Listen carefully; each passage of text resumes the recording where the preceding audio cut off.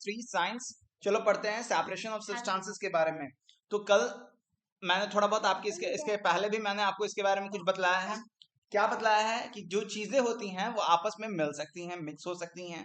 तो जनरली दो तरह के मिक्सिंग होते हैं। एक तो जिसमें कोई केमिकल रिएक्शन नहीं होता है, तो वो आपका एक सिंपल सिर्फ मिक्सचर, उसको आप कह सकते हैं कि ये एक मिक्सचर है, इसमें मिक्स्ड हो जाता है चीजें, है ना। चीजें सिंपली मिक्स होती हैं, वो केमिकल प्रॉपर्टीज जो होता है वो रिटेन रहता है। पर एक दूसरा होता है कंपाउंड जिसमें बनते हैं, जैसे H2O हो गया, जैसे H2SO4 हो गया, ये सारे क्या है, कंपाउंड्स हैं। H2SO4 सल्फ्यूरिक एसिड, है ना। तो ये सारे कंपाउंड्स हैं। अब इसमें जो चेंजेस आते हैं कुछ ऐसे आते हैं जो इनके इंग्रेडिएंट्स हैं, यानी कि H2SO4 में हाइड्रोजन जो है वो एक गैस है ना। फिर S जो है वो क्या है, सल्फर है ना। सोडियम के लिए होता है Na, है ना। और O फॉर ऑक्सीजन। तो यहाँ पे H2SO4 में 3 अलग अलग एलिमेंट्स जुड़े हुए हैं, और ये तीनों कुछ इस तरह से जुड़े हैं कि तीनों के तीनों अपनी प्रॉपर्टीज को छोड़ चुके हैं। तो यहाँ पे ये केमिकल रिएक्शंस के थ्रू एक नया ही चीज बनाए हुए हैं, और ये जो नया चीज है ये कंपाउंड कहलाता है, ठीक है। जबकि जो मिक्सिंग है ये मतलब कि कंपाउंड्स भी मिक्स हो सकते हैं, एलिमेंट्स भी मिक्स हो सकते हैं, डिपेंड करता है ना जो चीज। और जनरली क्या है कि जो एटम्स होते हैं ना, वो एटम्स मॉलिक्यूल्स में अभी नहीं पढ़ते। फिलहाल इतना जान लो कि दो तरह के आपके मिक्सिंग हो सकते हैं। एक वो जिसमें कि वो अपनी प्रॉपर्टीज को छोड़ देता है, that is called perfect mixing आप कह सकते हैं। उसमें आप इतनी आसानी से उसको रिट्राइव नहीं कर सकते उसके कंपोनेंट्स में, उसके लिए आपको थोड़ा ज्यादा मेहनत करना पड़ता है। और वो होता है आपका क्या, केमिकल रिएक्शन कहलाता है। उसको मिक्सिंग ना कह के हम लोग केमिकल रिएक्शन कहते हैं, और वो एक अलग प्रोसेस है। दूसरा प्रोसेस है जिसमें हम लोग, जैसे हम लोग बालू को चीनी से मिला दिए, या फिर नमक से मिला दिए, या फिर है ना चीनी को पानी में मिला दिए, या हवा में जो बहुत अलग अलग तरह के गैसेस जो है मिक्स है, उसको भी एक तरह का मिक्सिंग कहते हैं। तो इन सब तरह की चीजों में से जब चीजों को हम अलग करते हैं तो उसको कहलाता है सेपरेशन ऑफ सब्सटेंसेस। अब क्या है कि ये अलग अलग तरह के सब्सटेंस हो गए, अलग अलग तरह के चीजें होंगी, तो उनको अलग करने का, सेपरेट करने का जो तरीका होगा वो भी अलग अलग होगा, ठीक है। सो गौर करो, यहाँ पे कह रहा है क्या, in our daily life there are many instances when we notice a substance being separated from a mixture of materials. So आपने बहुत सारी ऐसी चीजें देखी होंगी जो आप आए दिनों देखते रहते हैं, जहां पे चीजों को एक दूसरे से सेपरेट किया जाता है, बट हम लोग कभी भी इस पर ज्यादा गौर नहीं करते, because it's a regular thing and we are used to it. Very good. Tea leaves are separated from liquid with a strainer. आपने हमेशा देखा होगा, पर कभी आपने सोचा this is a method for separation of substances? आपने सोचा कि ये चैप्टर 3 का क्लास 6 का एक टॉपिक है? हमने ऐसा नहीं सोचा। ये कोई बहुत बड़ी सोचने वाली बात भी नहीं थी, क्योंकि जनरली जो चीजें हमारे सामने रोज होती हैं उनके बारे में हम लोग यूज्ड हो जाते हैं, और वो कोई बहुत बड़ी बात दिखती भी नहीं है। और दिखने को देखा जाए तो साइंस इन सब चीजों के लिए सिर्फ नहीं बना है, ये वाकई में बहुत छोटी चीजें हैं। साइंस में बहुत सारी, है ना, बड़ी बड़ी चीजें हैं जो कि हम लोग बड़े बड़े क्लासेस में पढ़ेंगे, है ना। फिलहाल अभी इसको पढ़ ले, इवन इस क्लासेस में बहुत बड़ी बड़ी चीजें आएंगी आगे। वाइल प्रिपेयरिंग टी, जब हम लोग टी बनाते हैं तो उसमें चाय पत्ती भी डालते हैं, चीनी भी डालते हैं। तो चीनी तो भाई कम से ज्यादा से मिक्स हो जाता है, पर जो टी लीव्स होते हैं, है ना, वो मिक्स तो होते नहीं है। और अगर मिक्स नहीं होते हैं तो उनको हम लोग पी तो सकते नहीं है, बिकॉज वो पीने लायक नहीं होता है। तो वैसे कंडीशन में हम लोग with help of a strainer we use to separate it from the tea liquid. So separating tea leaves with a strainer. So एक स्ट्रेनर के हेल्प से हम उसको यहाँ पे उसको सेपरेट कर रहे हैं। अब उसके बाद देखो यहाँ पे कह रहा है, grain is separated from stocks while harvesting. Grains जो है, जैसे जो अनाज होता है, जब उसमें अनाज को काटा जाता है मैदानों में से, फील्ड्स में से, तो वहां पे वो उसमें भूसा वगैरह सब खली, मतलब बहुत सारा जो चीज है वो मतलब कि एज इम्प्योरिटीज वो मिक्सड आता है। अब उसको उससे अलग करना जरूरी होता है, बिकॉज अगर आप गेहूं को पिसवाने जा रहे हैं तो गेहूं में आप, है ना, गेहूं के अलावा बाकी सारी लकड़ियों को तो पिसवाना पसंद करेंगे नहीं, बिकॉज गेहूं खाना पसंद करते हैं, गेहूं से बना हुआ आटा, लकड़ियों से बना हुआ आटा नहीं, है ना। सो मिल्क और curd is churn to separate the butter. उसी तरह से मिल्क और कर्ड जो है, अगर उनसे हमको बटर निकालना है तो कुछ तो प्रोसेस है, तो वो प्रोसेस जो है यानी कि उसमें से किसी चीज को सेपरेट करना है, यानी कि उसमें एज अ मिक्सचर है वो कंपोनेंट्स की तरह। तो मिल्क में से या फिर कर्ड में से हम लोग बटर निकालते हैं, that is called churning, that is called churning. Churning जो है वो प्रोसेस है, चर्निंग क्या है, वो प्रोसेस है। फिर उसके बाद कह रहा है वी गिन कॉटन, तो गिनिंग भी पढ़ चुके हम लोग कि गिनिंग एक प्रोसेस है जिसके थ्रू हम लोग कॉटन से क्या निकाल, सीड से, कॉटन सीड से, है ना, हम लोग कॉटन को, फाइबर को निकालते हैं। ठीक है, अब देखो यहाँ पे perhaps you might have eaten salted दलिया और पोहा। अब इसमें क्या होता है, तो इसमें हम लोग जनरली क्या होता है, जो दलिया या पोहा है उसमें मिर्च वगैरह होता है। आप देख भी रहे हैं फिगर में कि यहाँ पे क्या है, दो यहाँ पे हरा हरा मिर्च दिख रहा है। अब जाहिर सी बात है कुछ लोग तो खा लेते हैं, पर ज्यादातर लोग खाते नहीं हैं। ज्यादातर लोग इस दलिया या पोहा में से आपका जो मिर्च है वो वाला पोर्शन निकाल कर साइड रख देते हैं। अब जब इसको साइड रखना होगा, है ना, तो ये जो प्रोसेस है जिसमें आप उसको निकाल के साइड रख देते हो, है ना, इसको हैंड पिकिंग कहेंगे। अब ऐसा क्यों करते हैं, बिकॉज जाहिर सी बात है आपको वो चीज नहीं खाना है। If you found that it had chilies in it, you may have carefully taken them out before eating. Suppose you are given a basket containing mangoes and guavas. Suppose ये आपको कह रहा है कि आपको एक बास्केट दिया गया जिसमें आम और अमरूद मिला हुआ है, and asked to separate them, क्या करोगे, हाथ से चुन के अलग कर दोगे। What would you do? Pick out one kind and place them in a separate container, right? So ये आसान था, इसके लिए तो हम लोग को ज्यादा सोचने की जरूरत नहीं पड़ेगी। Seems easy, but what if the materials we want to separate are much smaller? पर अगर मान लो कि जो चीजें होंगी वो बहुत ज्यादा फाइन होंगी, जो जैसा दिखा रहे हैं उस तरह की ना होकर उससे ज्यादा, है ना, क्या होगी, फाइन होगी, तो क्या ये इतना ही आसान होगा देन मैंगोज और गुआवा, यानी कि मैंगो और गुआवा तो बड़ा होता है ना, हाथ से पिक करके आसान से उसको अलग अलग कर सकते हैं। Imagine you are given a glass of sand with salt mixed in it, आपको एक ग्लास सैंड दिया गया है, उसमें सॉल्ट मिक्स है। अब क्या करोगे, अब क्या उसको हैंड पिक करोगे, impossible even to think of separating salt from this mixture by picking out grains of sand by hand is definitely somewhat, it seems impossible, it seems impossible, almost impossible, because इस तरीके का mixture को separate करने का there are different other processes na, so it's a common sense, we can conclude with the common sense that what kind of process should be used in this kind of scenario. वो बात नहीं पूछ रहा हूँ, जैसे इस तरीके का मिक्सचर जो है इसको सेपरेट करने का फायदा है, और क्यों हो कि जैसे normal day to day life में तो ऐसा होता नहीं है कि सैंड और सॉल्ट मिक्स हो जाए।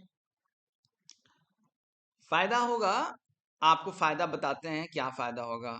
मान लो एक हाइपोथेटिकल सिचुएशन है, आपके पास सॉल्ट का बस एक ही उपाय है कि वो सैंड में जो मिक्स है उसी से निकाल सकते हैं, ठीक है, उसके अलावा और कोई उपाय नहीं है।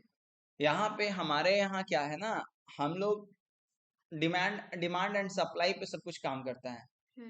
कोई चीज का कितना डिमांड है और कोई चीज कितना सप्लाई हो रहा है। अगर सॉल्ट बहुत ही मुश्किल से मिलेगा तो उसका मतलब है कि उसका सप्लाई क्या है, बहुत कम है। तो वैसे कंडीशन में सॉल्ट जो आज 20, 25, 30 रुपए किलो मिलता है, वो 20, 25, 30 रुपए किलो ना मिलकर, है ना, वो मिलेगा कितना, 20-25 रुपए ग्राम, 20-25 हजार रुपए किलो मिलेगा, या 40-50 हजार रुपए किलो मिलेगा, डिपेंड करता है कि वो कितना रेयर हो गया है, ठीक है। बट अगर जरूरत होगा, है ना, कोई अल्टरनेट सॉल्यूशन नहीं होगा, अगर उससे बेहतर सॉल्यूशन होगा तो फिर आदमी उस सॉल्यूशन के थ्रू जाएगा। मगर अगर यही एकमात्र सॉल्यूशन होगा, यही एकमात्र, वैसे तुमको बता दें बहुत सारे ऐसे माइंस वगैरह हैं जहां से गोल्ड एक्सकेवेशन नहीं होता है। क्यों नहीं होता है, बिकॉज एक्सकेवेशन का कॉस्ट जो है वो उस निकलने वाले गोल्ड के कॉस्ट से ज्यादा है। सो इस वजह से वहां से गोल्ड नहीं निकाला जाता है, समझ गए। तो इसका मतलब क्या है, क्या वहां गोल्ड नहीं है, है। गोल्ड है, बट गोल्ड क्यों निकालेगा वहां से इंसान, जब गोल्ड का कॉस्ट भी नहीं निकल पाएगा उससे। तो इस वजह से लॉस में रहने से अच्छा है कि उसको निकालो ही मत, छोड़ दो। समझ गए? तो ये कहानी है। अब देखो यहाँ पे imagine you are given a glass of, हो गया। अब कह रहा है क्या कि ये सारी बातें तो हो गई, तो उसके लिए क्या है, दूसरा प्रोसेस यूज करेंगे। आगे देखो, पर ये कह रही है कि आप पहेली के दिमाग में पहेली आ गया है ना, but why would we need to separate substance like this at all is what पहेली wants to know. पहेली is struggling with a पहेली, है ना। पहेली जो है वो एक पहेली के साथ स्ट्रगल कर रही है कि आखिर वजह क्या है कि हम चीजों को सेपरेट करेंगे। तो दुनिया में बहुत सारी ऐसी चीजें हैं जिनको अगर आप नेचर में जाओगे ढूंढने, तो वो नेचर में आपको वैसे नहीं मिलेगी जैसे आपकी इस्तेमाल की हैं। तो जो इस्तेमाल की चीजें हैं उनको इस्तेमाल के लायक बनाए रखने के लिए या फिर पाने के लिए, उनको अपने पास पहुंचने तक के लिए उनको सेपरेट करने का जरूरत है। तो वो जो सेपरेशन है वो उसी प्रोसेस का हिस्सा है, उसी रिक्वायरमेंट का प्रोसेस है। एक्चुअली अगर वो चीज का रिक्वायरमेंट है तो चीजें तो मिलेंगी, है ना। तो उसके लिए उनको पहले सेपरेट करना होगा ना। तो यही वजह है। वजह क्या है? रिक्वायरमेंट। सबसे बड़ा वजह क्या है? रिक्वायरमेंट। उस चीजों की जरूरत, उन सारी चीजों की जरूरत है और इस वजह से उनको सेपरेट किया जाना पड़ता है। So in activity 1, what we have to conclude, in column 1 of table 3.1 are given a few processes of separation. So इसमें कुछ बतलाया गया है कि जो column 1 में कुछ processes of separation बताया गया है, and the process of separation and the way separated components are used in mentioned in column 2 and 3 respectively. और उसमें जो पर्पस है सेपरेशन का वो कॉलम 2 में, and the way separated components are used, और जो सेपरेटेड कंपोनेंट्स है उसका क्या इस्तेमाल है वो मेंशन किया गया है 3 में। यानी कि पर्पस को 2 में और उसका यूज को 3 में। However, the information given in column 2 and 3 is jumbled up. अब कॉलम 2 और 3 में जो है वो सीधा सीधा सामने सामने नहीं दिया हुआ है, आप आगे पीछे किया हुआ है। So can you match processes with its purpose and the way separated components are used? अब ये कह रहा है कि आपको इसको सही सही क्रम में लगाना है। So table 3.1 कह रहा है why do we separate substances? So separate stones from rice. Why do we separate stones from rice? Because the stones are more important than rice. It's not like that, because the stones cannot be eaten as rice. और ये जो है ये हमारे body के लिए सही नहीं है। हम लोग स्टोन्स को नहीं खा सकते हैं, हम लोग राइस खाने के लिए, हम लोग राइस को खाना चाहते हैं, ना कि स्टोन्स को। तो यानी कि इसमें जो है पर्पस जो है इसमें क्या है, टू रिमूव इम्प्योरिटीज और हार्मफुल कंपोनेंट्स। आप सी कह सकते हो, फिर उसके बाद आप और क्या कह सकते हो, to remove non useful components, आप ये भी कह सकते हो। बिकॉज देखो स्टोन जो है वो हार्मफुल तो है, आपको बता दें कि वो हार्मफुल है।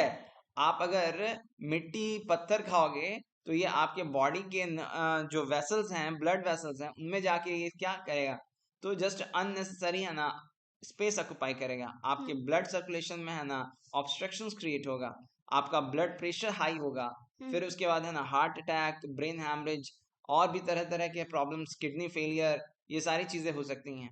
सो बॉडी जो है अपने शरीर को जो राइट अमाउंट ऑफ ब्लड मिलना चाहिए, राइट अमाउंट ऑफ न्यूट्रिशन मिलना चाहिए, राइट अमाउंट ऑफ रेस्ट मिलना चाहिए, अगर इनमें से कुछ भी आप आगे पीछे करते हो तो बॉडी जो है वो क्या होगा, बॉडी वो क्या होगा, दिक्कत है, बॉडी के लिए वो सही नहीं होगा।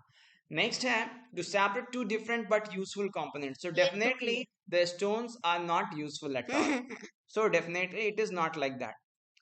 And in the third process, separate tea leaves. So in this process, so first can be used. Why the first can be used? I am telling you the fact.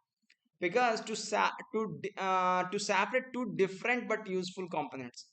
Definitely tea is also useful, and tea leaves, that stained tea leaves is also useful. Why? Because sometimes we are mixing that tea leaves in in soil, in soil to increase the fertility of the soil. Okay, so we are using these but tricks है. Second वाला है ना, churning milk to obtain butter, हाँ. ये ज्यादा sensible है ये के लिए. देखते हैं पहले कि आखिर जब हम लोग मिल्क को चर्न करते हैं तो बटर तो निकलता है, जो बचा हुआ जो चीज होता है वो आखिर होता क्या है ना, उसके बारे में देखते हैं.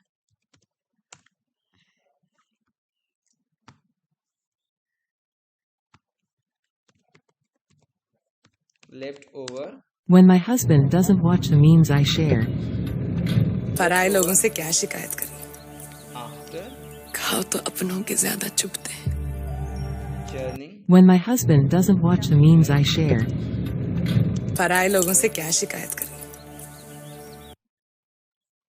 Butter milk is a by product of making yes, butter. मैं सही बोला. सो बटर मिल्क जो है उसी को बटर मिल्क कहते हैं, है ना. तो इसमें जो है डेफिनेटली अब सबसे ज्यादा जो सेंसफुल होगा वो तो बटर मिल्क है, वो भी यूजफुल है एंड बटर भी यूजफुल है. तो ये जो पहला वाला है to separate two different but useful components, ये सेकंड वाले के लिए जाएगा. अब what do we do with the separated components? We throw the solid components? नहीं. We throw away the impurities? ये भी नहीं. We use both the components. यानी कि ये जो ए और ये जो थर्ड है ये है आपके सेकंड के लिए 100%. सेपरेट स्टोन्स फ्रॉम राइस, है ना. इसमें स्टोन्स जो है वो उतना यूजफुल नहीं है. तो इसमें स्टोन्स को आप क्या कह सकते हैं? इम्प्योरिटीज कह सकते हो या फिर नॉन यूजफुल कंपोनेंट्स कह सकते हो. नॉन यूजफुल कंपोनेंट्स तो सेपरेट टी लिस्ट में डाल सकते हैं. उसके लिए 3 डाल सकते हैं. 3 वाला स्टोन्स वाले में आप हार्मफुल या इम्प्योरिटीज में डाल सकते हो. ठीक है. अब इसके बाद इसमें डाल दिए. अब we throw away the impurities. नहीं, नहीं. तो we throw away the solid components. Yes. So इसको हम लोग इसमें, अब क्या ये इम्प्योरिटीज नहीं है? पर वो ऊपर वाला ज्यादा सेंसिबल आंसर है. सो ऐसे कंडीशन में हम फर्स्ट का ये बी करेंगे, to remove non useful components because stones are not that much useful, है ना. While we can use the tea leaves. So stained tea leaves can be used. So in this condition what we will say here that tea leaves are Impurity they will be termed as non-useful components. they can be termed as impurities or harmful components because definitely we can't drink it or we can't have it. Okay, so in that condition in the third second portion we throw away the impurities. So कोई doubt इसमें? नहीं. अब देखो इसके बाद क्या कह रहा है.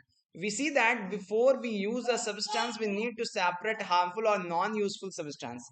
तो जो harmful है या जो non useful substance है उसको हटाना पड़ता है. that may be mixed with it. sometimes we separate even useful components.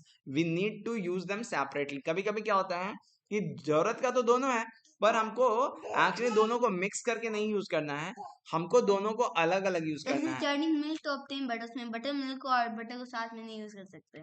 हाँ, तो इसीलिए उसको अलग अलग. The substances to be separated may be particles of different sizes और मटेरियल. हो सकता है जो जिनको सेपरेट करना है वो अलग अलग साइज के हो, वो क्या हो, अलग अलग साइज के हो. These may be in any 3 states of matter. और हो सकता है कि वो सॉलिड में हो, लिक्विड में हो, गैस में हो. अब बात जहां तक प्लाज्मा की है, सो वो प्लाज्मा की बात अभी फिलहाल हमको करने की जरूरत नहीं है क्योंकि जनरली हम प्लाज्मा के साथ हम लोग डील नहीं करते हैं. सो हाउ डू वी, हाँ एग्जैक्टली, हम चूंकि डील नहीं करते हैं सो हम लोग प्लाज्मा की बात नहीं करते हैं. So how do we separate substances mix together if they have so many different properties. अगर इनके जो प्रॉपर्टीज होते हैं, जो मिक्स्ड पार्टिकल्स होते हैं, उनकी प्रॉपर्टीज अलग अलग होते हैं, तो इनको सेपरेट कैसे करेंगे? Definitely depending on the different properties they will be separated differently. So method of separation, what will be the method of separation? It entirely depends upon the properties of the mixed particles. So we will discuss some simple methods of separating substances that are mixed together. You may come across some of these methods being used in day-to-day activities. For example, the first process has been told about for the separation of substances is hand picking. It's a very age old and it's very practical. because whenever it comes to separating, we are doing it by hand only. The most basic means the most basic way of separating substances is hand picking. So classes में बच्चे हैं, उनको भी उठा के इन्होंने करना है, ए तुम इस तरफ रहो, तुम उस तरफ रहो, तो वहां भी हम हैंड पिकिंग करते हैं, है ना। उसको हाथ से पकड़ के आप एक साइड कर सकते हो, तुम इस तरफ जाओ, तुम ए घनश्याम तुम इस तरफ जाओ, ए बलराम तुम इस तरफ जाओ, ए राधे श्याम तुम इस तरफ जाओ, हे मुरली तुम इधर जाओ, हे मनोहर तुम इधर जाओ, है ना। इस तरह से हम सबको क्या कर सकते हैं, तो हैंड पिक कर सकते हैं. Now bring a packet of food grains purchase from a shop to the classroom. Now spread the grains on a sheet of paper. Do you find only one kind of grain on the sheet of paper, है ना. तो क्या आपको जो paper के ऊपर जो मिलता है वो एक ही तरह का मतलब कि ग्रेन्स मिलता है? नहीं, बिल्कुल नहीं. तो वो जो अलग अलग साइज के अलग अलग तरह की चीजें मिलती हैं, आप उन सब अलग अलग तमाम चीजों को आप अलग अलग सेपरेट कर सकते हो ना. इसमें हम लोग क्या करते हैं कि ऐसे कंडीशन में जनरली हम सबको अलग अलग नहीं करते हैं. एक तरफ राइस ग्रेन्स को रहने देते हैं, या फिर जो भी ग्रेन्स है उस पार्टिकल्स को रहने देते हैं, और जो अननेसेसरी है, जो अनवांटेड है, उसको हम दूसरी तरफ कर देते हैं. हो सकता है कि जो अनवांटेड कैटेगरी में जो आने वाले पीसेस हैं वो आपका हो सकता है कि वो क्या हो, तो उसमें बहुत अलग अलग वेराइटीज की इम्प्योरिटीज हो, बट आपको उन सबको एक साइड में रखना पड़ेगा. क्यों? बिकॉज आपका जो पर्पस है वो ग्रेन्स निकालना है, ना कि इम्प्योरिटीज को के भी अलग अलग कंपोनेंट्स को अलग अलग करना आपका पर्पस नहीं है. अननेसेसरी है ना, हम लोग ट्रबल में अपने आप को नहीं डालेंगे, ठीक है. ऐसा तो are there pieces of stones, husk, broken grains and particles of any other grain in it?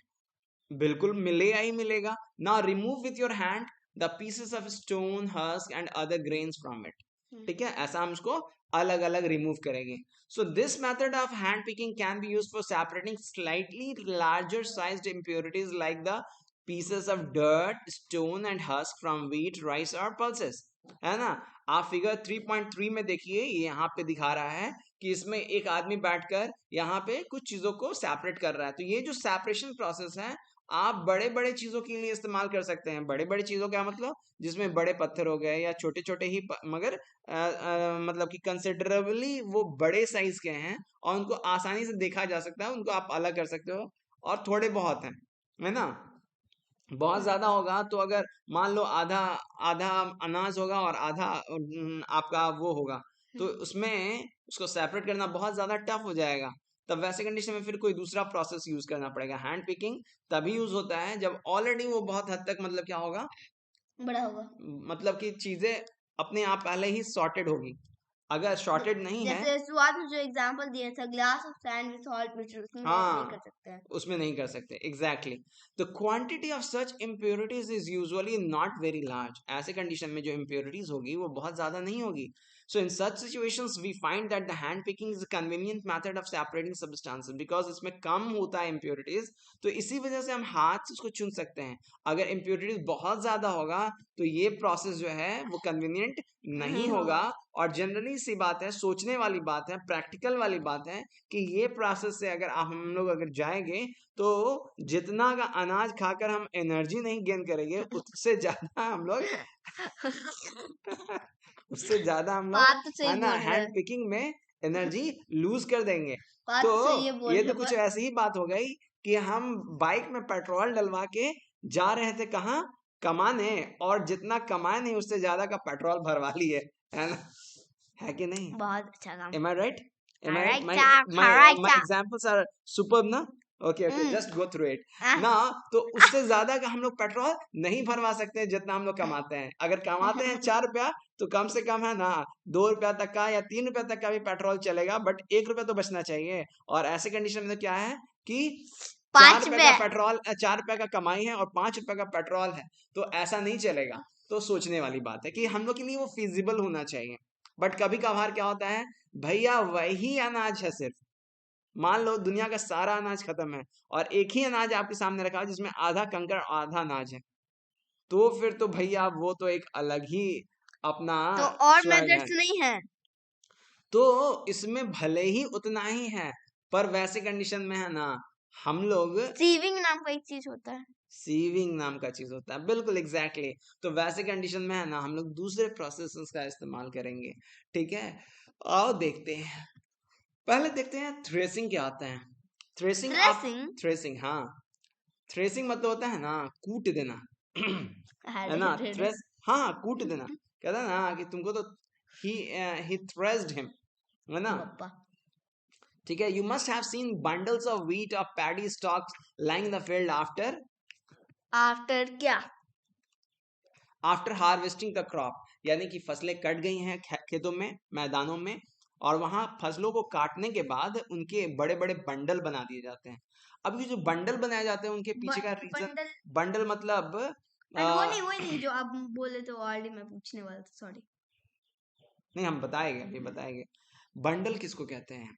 जब चीजों को इकट्ठा एक साथ किया जाता है, जहां पर बहुत सारे, जैसे कि पेड़ों को हम जब जैसे धान का जो पेड़ होता है वो लगभग हमारे कमर तक का हाइट का होता है। धान का? हाँ, धान धान जैसे वीट, अब वो कमर तक की हाइट का होता है।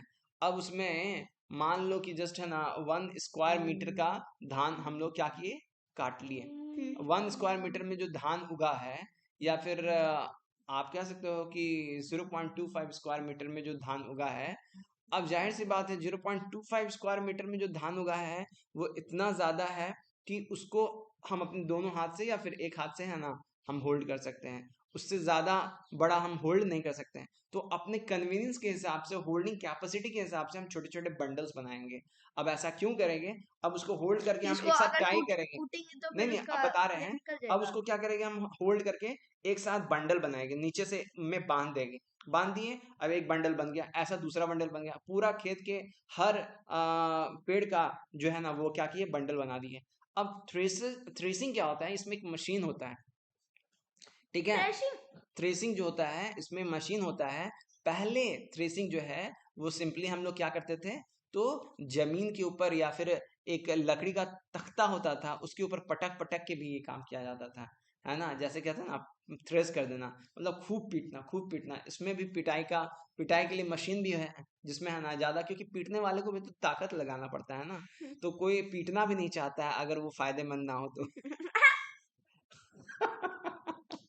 सो यहाँ देखो, सो हार्वेस्टिंग तो कटाई के बाद, हाँ देख लो यहाँ पे, सो कटाई के बाद जो होता है वो चीज क्या होता है, वहां पे बहुत सारे बंडल्स देखे होंगे। Stalks are dried in the sun before the grain is separated from them. तो पहले उसको वो जो पेड़ के जो मतलब कि जो जड़ से तो बिल्कुल नीचे से नहीं काटा जाता है, नीचे से काटा जाता है, तो वो जो है उसको स्टॉक्स कहते हैं, है ना। इसका प्रोनाउंसिएशन हो सकता है हम गलत कर रहे हो, STALKS। स्टॉक्स आर ड्राइड, इनको धूप में सुखाया जाता है। क्यों धूप में सुखाया जाता है? कि अनाज जो है वो अपने पेड़ों को वो आसानी से छोड़ दें, है ना। अगर वो सूखे हुए नहीं रहेंगे तो उनकी जो पकड़ होगी पेड़ों के साथ वो थोड़ी मजबूत होगी, और वो मजबूत ना रहे इसके लिए पहले उसको सुखाया जाता है, ठीक है, धूप में। अब each stalk has many grain seeds attached to it, और हर स्टॉक में बहुत सारे ग्रेन सीड्स होते हैं। Imagine the number of grain seeds in hundreds of bundles of stalks lying in the field. अब हर में तो होते हैं, अब ऐसे ऐसे 100 मतलब बंडल्स हैं स्टॉक्स के, तो उसमें क्या होगा, बहुत सारा अनाज होगा। तो इसमें हैंड पिकिंग पॉसिबल है, मतलब खाली एक हम इसमें हैंड पिकिंग क्यों करेंगे, बिकॉज हमारे पास पॉसिबल है कि नहीं? इसमें हैंड पिकिंग नहीं करेंगे, हैंड पिकिंग में बहुत ज्यादा एनर्जी और बहुत ज्यादा टाइम वेस्ट होगा, ठीक है। अब देखिए यहाँ पे, imagine the number of grain seeds in the hundreds of bundles of stocks. तो एक में अगर मान लो कि 20 25 30 है, तो बताओ 100 में कितना होगा। मान लो एक में 50 है, तो 100 में कितना होगा। 100 में 5000 5000 100 इंटू 50 इंटू 100 5000। अब जनरली होता इससे ज्यादा ही है, होता जो है वो इससे ज्यादा ही है। अब देखो यहाँ पे, how does the farmer separate grain seeds from these bundles of stock. तो इसको अलग करने के लिए फार्मर्स करते क्या है, तो ये जो करते हैं ना इसी को कहते हैं क्या, थ्रेसिंग। तो यहाँ देखो पिक्चर में दिखाया गया है, ये नीचे देख रहे हो एक पत्थर रखा हुआ है और इस पत्थर के ऊपर ये पकड़ के हाथ से इस पे पटक रहा है तो नीचे में ये जो देखो कुछ काला काला गिरा हुआ है और बाकी अनाज के काला दाने काला दिख क्या रहे हैं। यही है क्या हाँ वही बता impurities? रहे हैं, इम्प्योरिटीज है। तो हाँ। उसके बाद फिर ये प्रोसेस चलता है, हम लोग सीविंग का और वो हस्क रिमूवल का, Winnowing. विनोइंग का, तो ये सारा प्रोसेस चलता है बाद में, है ना। आपको एक बार में ये अनाज थोड़ी ना मिलता है, हम्म। और ये सबके लिए जो मेहनत करता है उसको उस मेहनत के बदले में बहुत कम पैसा मिलता है। मगर खैर ये सारी बातें तो फिर बात की है, फिलहाल देख लो। So one may pluck mangoes or guavas from the trees, but grain seeds are much smaller than mangoes or guavas. So plucking them from their stalks would be impossible. अब अगर उतना करने जाएंगे तो ये बहुत ज्यादा टाइम कंज्यूमिंग होगा, और टाइम कंज्यूमिंग के साथ साथ ये बहुत ज्यादा मतलब क्या होगा, तो प्रेसिजन से करना पड़ेगा, मतलब वेस्ट हो जाएगा। और मतलब इतना फिर उसके बाद है ना प्रोडक्शन जो होगा वो क्या हो जाएगा, बहुत खराब हो जाएगा, बहुत ज्यादा खराब हो जाएगा। सो मतलब? ये जो चीज है, प्रोडक्शन, क्योंकि अगर हर आदमी सेपरेशन में ही इतना इतना टाइम लगा देगा तो फिर कितना उगाएगा, कितना क्या करेगा, बहुत ज्यादा मतलब कि मुश्किल हो जाएगा। समझ रहे हो? चलो यहाँ ध्यान दो देवांश। बस हो गई, मैं भी ले लेता हूँ। कोई दिक्कत नहीं। So how does one separate grain seeds from their stalks? है ना, कैसे करते हैं? तो उसके लिए तो पहली बात हो गई कि threshing. The process that is used to separate grains from stalks, etc., is threshing. In this process, the stalks are beaten to free the grain seeds. Devansh ध्यान लगाओ यहाँ पे, यहाँ देखो इस प्रोसेस में क्या होता है, in this process the stalks are beaten to free the grain seeds, है ना। जो ग्रेन सीड्स होते हैं उसको पीट करके, है ना, तो किसके ऊपर, जाहिर सी बात है किसी चीज के ऊपर पीटेंगे ना, तो पत्थर होगा या फिर कोई लकड़ी का तख्ता होगा, उसके ऊपर पीट करके, है ना, उसको क्या किया जाएगा, तो सारे अनाज को निकाला जाएगा। ठीक है। Sometimes threshing is done with the help of bullocks. कभी कभी थ्रेसिंग जो है वो बुलॉक्स के हेल्प से किया जाता है। अब कैसे किया जाएगा, तो उसको बिछा दिया जाता है जमीन पर, है ना, अनाज को, और उस पर, है ना, मतलब बुलॉक्स को चलवाया जाता है। पर अगर ब्लॉक अपना काम कर दिया तो क्या होगा पूरा अनाज का? हाँ बता रहे हैं ना, तो जब वो सूखा हुआ है सारा का सारा और ब्लॉक्स उसके ऊपर चलेगा तो क्या होगा कि पेड़ों से वो जो स्टॉक्स है उसमें से, है ना, मतलब दाने जो है ना वो क्या हो गए, झड़ कर गिर जाएंगे, किस पर, जमीन पर, और फिर स्टॉक्स को निकाल के साइड कर देगा और दानों को वो समेट लेगा। पर ब्लॉक्स तो बहुत भारी होगा ना, तो ब्लॉक्स के फिर भारी होने से क्या होगा, वो ज्यादा कुछ टूट जाएगा, हाँ वो प्लांट नहीं टूटेगा खुद, तो फिर हस्क को भी तो सेपरेट करेंगे। प्लांट खुद, हाँ फिर उस प्लांट्स को फिर सेपरेशन प्रोसेस में विनोइंग का प्रोसेस भी तो आएगा। ओ हस्क यानी प्लांट का पार्ट होता है? हाँ थोड़ी ना बाहर से आता है वो, नहीं मतलब ये कंकड़ पत्थर जो ठीक है। उग जाता तो है। थ्रेस जो लार्ज क्वांटिटी ऑफ ग्रेन्स है, अब देखो यहाँ पे कह रहा है, तो ब्लॉक्स का इस्तेमाल होता है। Machines are also used to thresh large quantities of grain. अगर बहुत ज्यादा ग्रेन्स है तो हम लोग मशीन का भी इस्तेमाल करते हैं। बहुत बड़े बड़े फार्म्स में मशीन इस्तेमाल होती है ना। थ्रेशिंग मशीन्स आपने देखा होगा, और दिखाते हैं तुमको थ्रेशिंग मशीन्स कैसा होता है।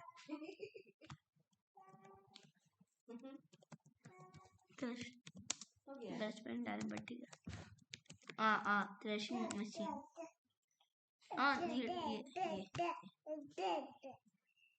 ये होता है थ्रेशिंग मशीन्स, इस तरह के देखो कितने बड़े हैं। ये तो पुराने जमाने का है, ये भी पुराने जमाने का है, ये सब भी पुराने जमाने का। नए जमाने का जो मशीन सब है ना, हम लोग इंडिया में जो मतलब कि जो कम बजट वाले फार्मर्स हैं वो इस तरह के मशीन्स का इस्तेमाल करते हैं, और जिनके पास फिर बहुत पैसा है ना, बड़े बड़े फार्म्स हैं, उनके पास, है ना, ये इस तरह के थ्रेसिंग मशीन्स होते हैं। ये देखो, ये है थ्रेसिंग मशीन्स। तुम देख रहे हो कि कितना बड़ा और कितना ही बड़े लेवल का है। तो ये है थ्रेसिंग मशीन। इसके जैसे ये मशीन जो काम कर रहा है तो ह्यूमन से ज्यादा अच्छा है, तो इसके बाद विनोइंग का काम करना पड़ेगा। ये जो है, ये इसके बावजूद विनोइंग नहीं, ये बहुत हद तक, ये सिर्फ थ्रेसर्स ही नहीं रहते हैं, इनमें से बहुत सारा प्रोसेस है ना ये लोग कर देते हैं। समझ रहे हो बात को? ये बहुत हद तक, है ना, चीजों को सेपरेट कर देते हैं। तो हम देखेंगे कि और वो मूर्ख क्या लोग के करते पास हैं। रहते हैं। तो मशीन्स, हाँ, तो बहुत सारे लोगों के पास नहीं रहता है। मान लो किसी की इनकम जो है वह एनुअल इनकम जो है वो 5 to 6 लाख या 7 लाख वो कमा पा रहे हैं। कभी कभी उतना भी नहीं हो पाता है। जनरली किसानों के साथ वैसा ही होता है कि वो उतना नहीं कमा पाते हैं। मान लो 4 to 5 लाख कमाते हैं वो। अब वो 4 to 5 लाख कमाते हैं और ये मशीन का जो कॉस्ट है वो बहुत ज़्यादा है। वो तो देखना पड़ेगा। बट एनुअल बट डेफिनेटली 100% की बात है कि भाई जो 4 से 5 लाख रुपया कमाने वाले लोग जो हैं साल में, वो इस मशीन को अफोर्ड नहीं कर सकते हैं, है ना। अगर हम बात करें, है ना, कि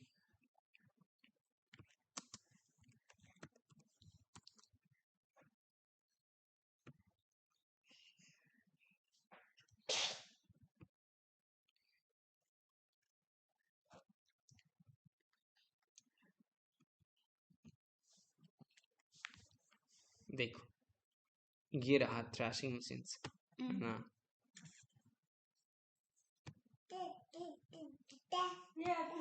हम्म चार्जिंग क्या चाहिए? Charging charging. बोला बहुत चार्जिंग हाँ,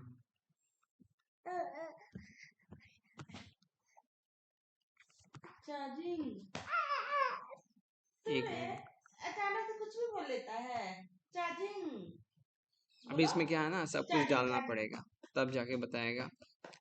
एक देखिए ओवरऑल, ना, देखिए ना, ये जानते ही बहुत महंगा। तो देखिए क्या दिखा रहा है, अप्लाई लोन। अब इसमें हमको अपना नाम डालना पड़ेगा, स्टेट डालना पड़ेगा। रुको हम देखते हैं, है ना। देखिए नहीं, जानते ही बहुत महंगा है, इसलिए अप्लाई लोन का दिखा रहा है। अरे तो यहाँ तो 10,000 का गाड़ी के लिए भी लोन दे देता है लोग। आओ देखते हैं बाहर से। ये देखो यहाँ पे, इसमें देखते हैं। हाँ, कितना है? 18 लाख। 18 लाख नहीं है, 1,88,000, 1,95,000। महिंद्रा का थ्रेसर जो है 1,95,000 का है ना। Land force paddy thresher 2 lakh का है। तो मतलब ऑलमोस्ट इसका जो थ्रेसर मशीन्स जो है वो 2 से 3 लाख रुपया इस तरह से पड़ेगा आपका। तो 2 से 3 लाख रुपया तो भाई ठीक है। इसका मतलब है कि ये ऐसा, और ऐसे भी ये स्मॉल स्केल थ्रेसर था, है ना। इसमें 2 तरह का थ्रेसर दिखाया था ना, जो बड़ा वाला थ्रेसर। बहुत अच्छे से बोलना चाहिए। हाँ, तो क्या ये बड़े वाले थ्रेसर का थोड़ी ना प्राइस बतला रहा है, ये इसका प्राइस बता रहा है, इस तरह के थ्रेसर का जो छोटा छोटा है, जो एक जगह पे है ना फिक्स होता है और उसमें लिमिटेड फंक्शनैलिटीज है। वो पूरे मैदान में घूम के वो कटिंग नहीं करेगा। और वो जो हमने दिखाया था तुमको अभी यहाँ पे,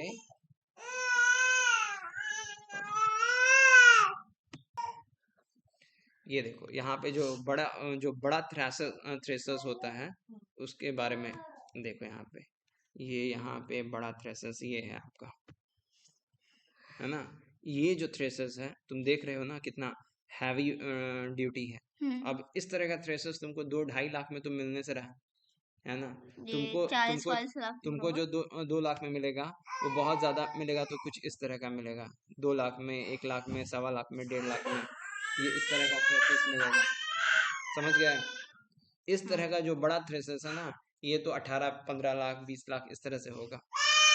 और इसके लिए जाहिर सी बात है, तो जो लोग फार्मिंग बहुत बड़े स्केल पे करते हैं ये उनके लिए होगा। अब क्या करेंगे बेटा, यहाँ पे विनोइंग क्या प्रोसेस है तो दिखाएं कि थ्रेसर मशीन जो हैं वो बड़े बड़े होते हैं, हर साइज के होते हैं। विनोइंग में क्या होता है, make a mixture of dry sand with sawdust और पावर ड्राइड लीव्स। अब क्या करेंगे, तो मिक्सचर बनाएंगे ड्राई सैंड का, है ना, विद सॉडस्ट। मतलब सॉडस्ट उसमें होना चाहिए, पाउडर्ड ड्राई लीव्स, उसमें ड्राई लीव्स होना चाहिए। तो पाउडर्ड ड्राई लीव्स होना चाहिए। अब ये जो चीजें मिलाए हैं हम, उसमें सारी चीजों को हम अलग करना चाह रहे हैं, ठीक है।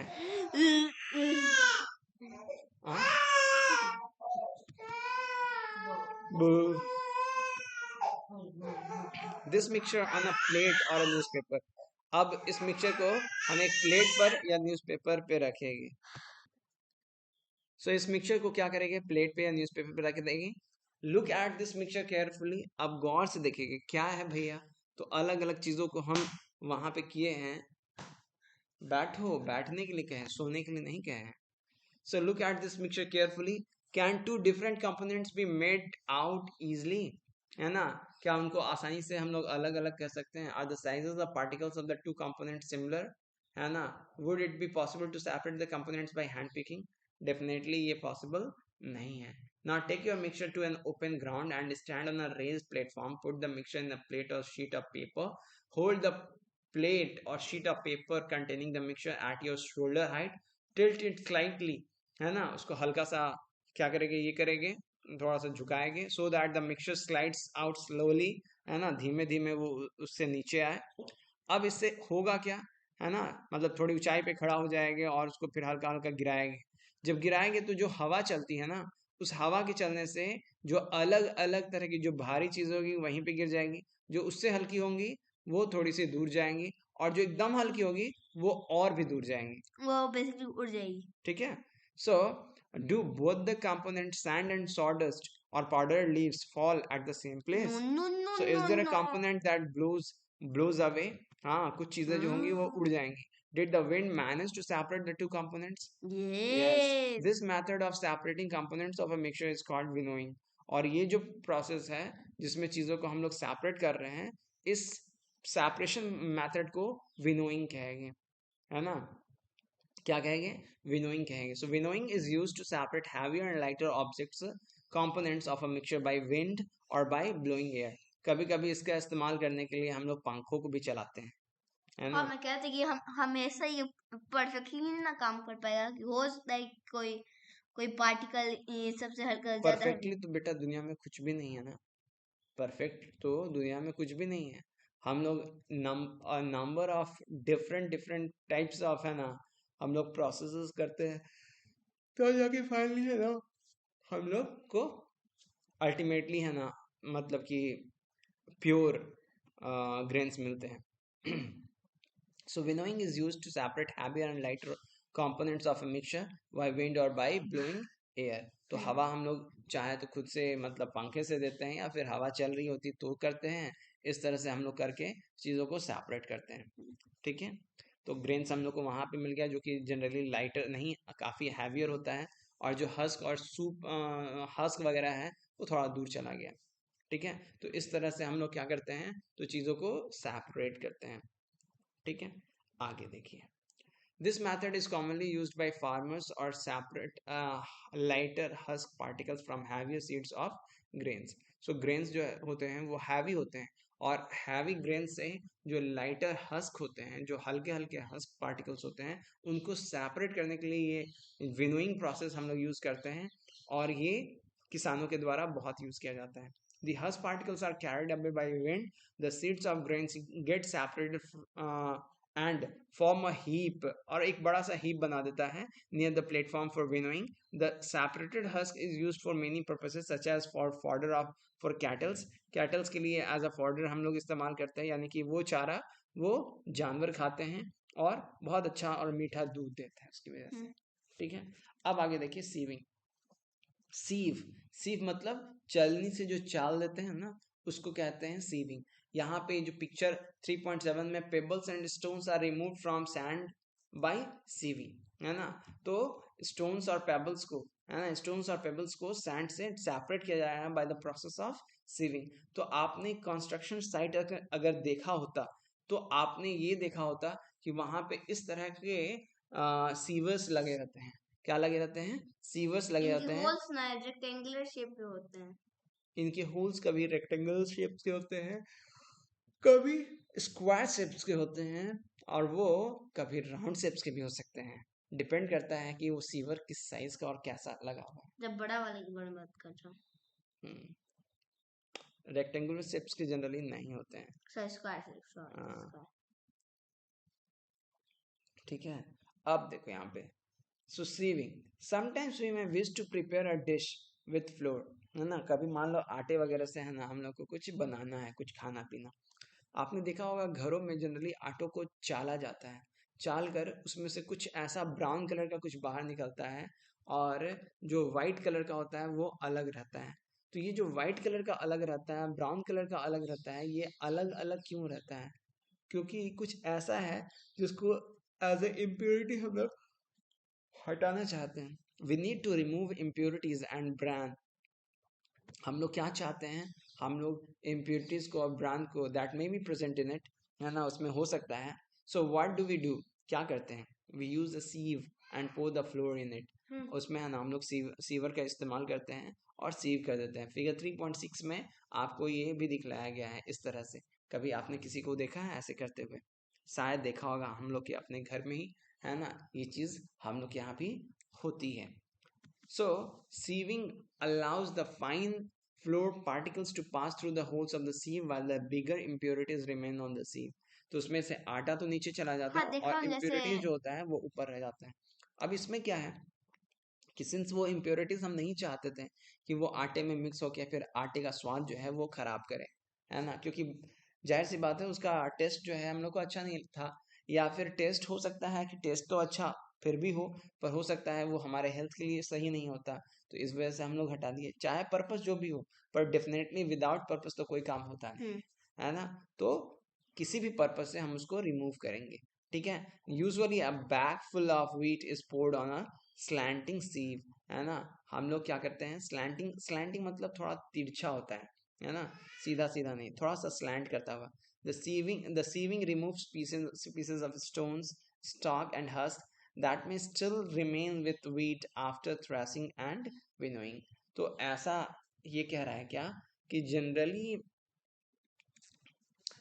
जनरली क्या होता है कि फ्लोर मिल में ठीक है, जहाँ पे आटा वगैरह पीसा जाता है, वहां पे इम्प्योरिटीज जो हस्क और स्टोन्स जो है are remove from wheat before grinding it, है ना. तो उसको ग्राइंड करने से पहले, देवांश यहाँ देखो, उसको ग्राइंड करने से पहले हम लोग उसमें से जो इम्प्योरिटीज को है रिमूव करते हैं.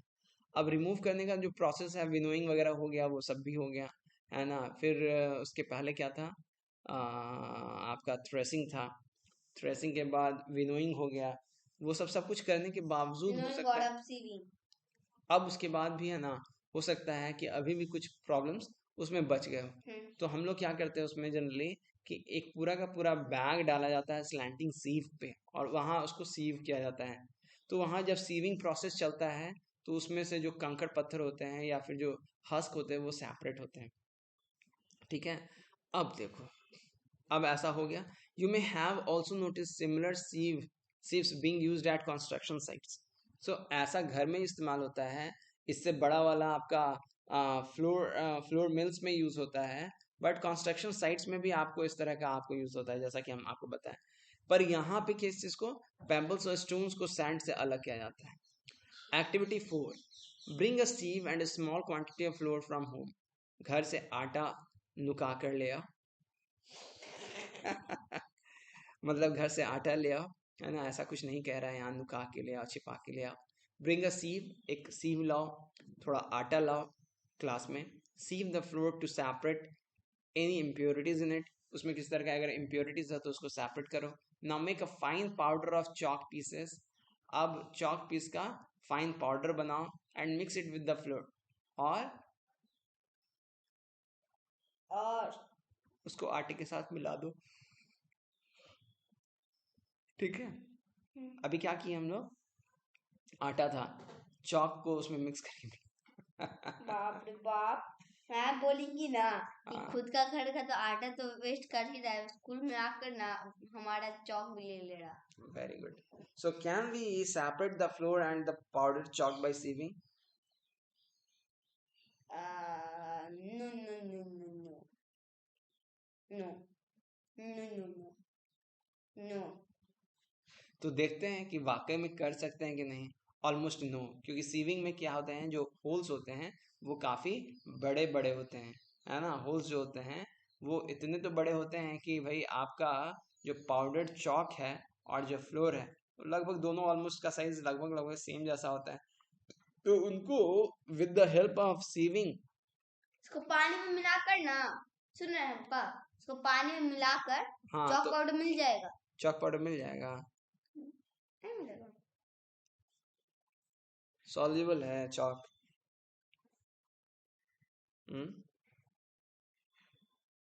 ठीक है, विनेगर में मिक्स कर दिए.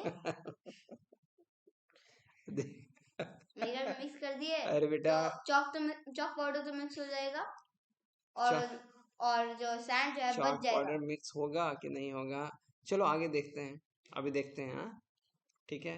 सो sieving is when components of mixture have different sizes. जब उनके साइजेस डिफरेंट होते हैं तो सीविंग का इस्तेमाल करते हैं, पर अगर उनके साइजेस सेम हो तब क्या, तब देखिए क्या करते हैं। हाँ मम्मी। चलते हैं सेडिमेंटेशन, डिकंडेशन एंड फिल्ट्रेशन देखना।